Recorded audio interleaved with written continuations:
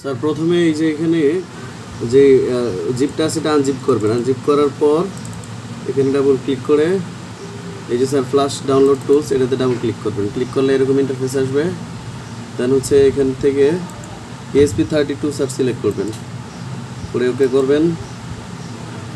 দেন হচ্ছে স্যার যে এখান থেকে প্রথমে এই যে বোট লোডার যে ফাইলটা আছে এটা দিবেন প্রথম সিরিয়ালে। দেন এখানে 0x1000, তারপরে 0x8000, 0x10000 দিতে হবে।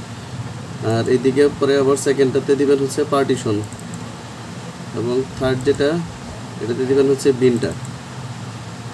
বাস হয়ে গেলে এই তিনটা এভাবে মার্ক করবেন, টিক চিহ্ন দিবেন টিক না থাকলে। তারপর এখানে যেটা যেভাবে আছে সেম থাকবে। আপনি ESP32 কানেক্ট করার পর এখানে যে পোর্টটা পায়, হ্যাঁ আমার এখানে 8 নাম্বার কমন পোর্ট এটা পাইছে, আর বাউড রেট 115200 থাকবে। তারপর স্যার এখানে স্টার্ট বাটনে ক্লিক করবেন। এখানে স্টার্ট বাটনে ক্লিক করার পর আপলোড স্টার্ট হয়ে যাবে। এই যে স্যার হচ্ছে, এই যে আপলোডিং হচ্ছে।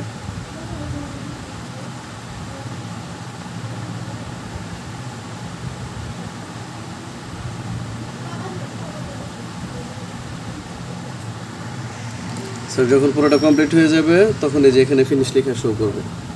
তখন জাস্ট ESP32টা কানেক্টেড থাকলে এটাকে প্লাগ আউট করে ফেলবেন, মানে এটাকে চাইলে আপনি ক্লোজ করে দিতে পারেন। কাজ শেষ স্যার। দেন হচ্ছে আপনি ওই সার্চ করলেই সব পেয়ে যাবেন।